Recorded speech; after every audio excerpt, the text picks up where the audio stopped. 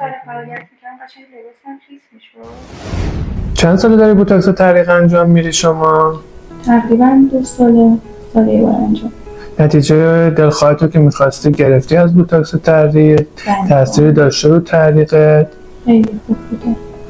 چجوری بوده؟ مثلا اینجوری بودی که هر روز همون بری یا آدمی هستی که مثلا بر اساس هم فعالیت دچار چیز میشی، تریق میشی؟ قبلا که اینجوری بودم یه ذره فعالیت می‌کردم قشنگ لباسم خیس می‌شد.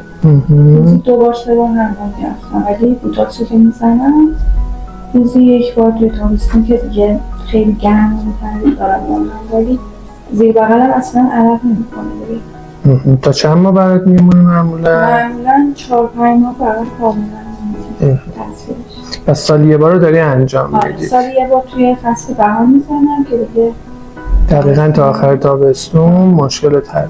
دردم داری یا نه تو طول پروسه؟ قابل تحمل